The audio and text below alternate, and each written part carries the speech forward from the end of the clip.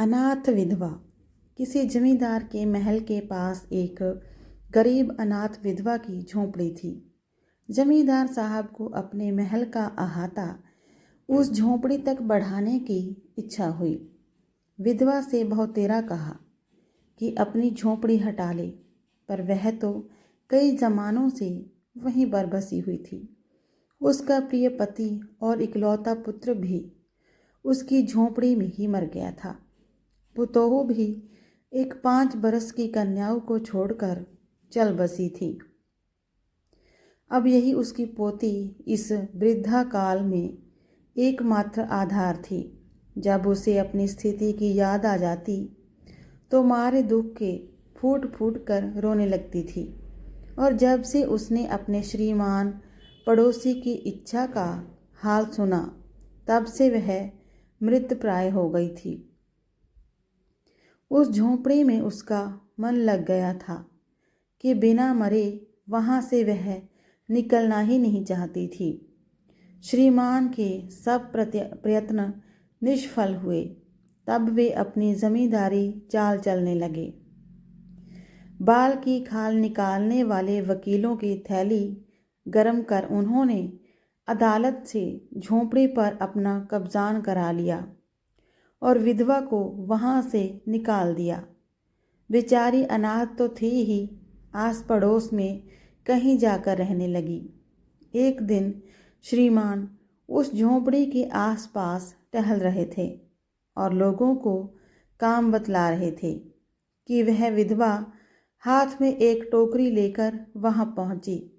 श्रीमान ने उसको देखते ही अपने नौकरों से कहा कि इसे यहाँ से हटा दो, पर वह गिड़गिड़ाकर बोली, महाराज, अब तो ये झोंपड़ी तुम्हारी ही हो गई है, मैं उसे लेने नहीं आई हूँ।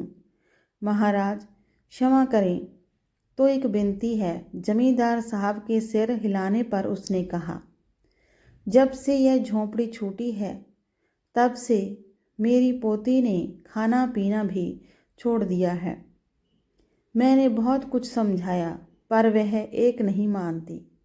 यही कहा करती है कि अपने घर चल, वहीं रोटी खाऊंगी। अब मैंने यह सोचा कि इस झोंपड़ी में से एक टोकरी भर मिट्टी लेकर उसी का चूल्हा बनाकर रोटी पकाऊंगी। इससे भरोसा है कि वह रोटी खाने लगेगी। महाराज, कृपया करके आज्ञा दीजिए तो इस टोकरी में मिट्टी ले जाऊं। श्रीमान ने आज्ञा दे दी।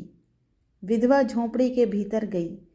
वहां जाते ही उसे पुरानी बातों का स्मरण हुआ और उसकी आंखों से आंसू की धारा बहने लगी। अपने आंतरिक दुख को किसी तरह संभाल कर उसने अपनी टोकरी मिट्टी से भर ली और हाथ से उठाकर बाहर ले आई। फिर हाथ जोड़कर श्रीमान से प्रार्थना करने लगी, महाराज, कृपा करके इस टोकरी को ज़रा हाथ लगाइए, जिससे कि मैं उसे अपने सिर पर धर लूँ। जमींदार साहब पहले तो बहुत नाराज़ हुए, पर जब वह बार बार हाथ जोड़ने लगी और पैरों पर गिरने लगी तो उनके मन में कुछ दया आ गई।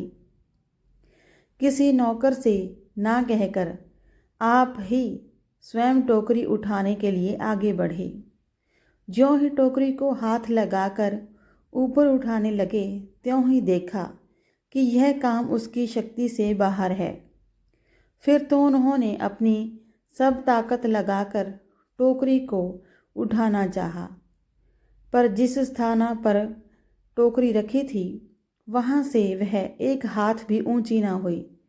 वह लज्जित होकर कहने लगे, नहीं, ये टोकरी हमसे न उठाई जाएगी। यह सुनकर विधवा ने कहा, महाराज, नाराज ना हो, आपसे एक टोकरी भर मिट्टी भी उठाई नहीं जाती और इस झोंपड़ी में तो हजारों टोकरियां मिट्टी पड़ी है। उसका भार आप जन्मस भर क्यों औकर उठा सकेंगी?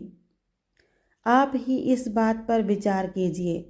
जमींदार साहब धन मद से गर्वित हो अपना कर्तव्य भूल गए थे, पर विधवा के उपयुक्त वचन सुनते ही उनकी आंखें खुल गई। कृतक्रम का पश्चाताप कर उन्होंने विधवा से क्षमा मांगी और उसकी झोंपड़ी वापस दे दी। धन्यवाद।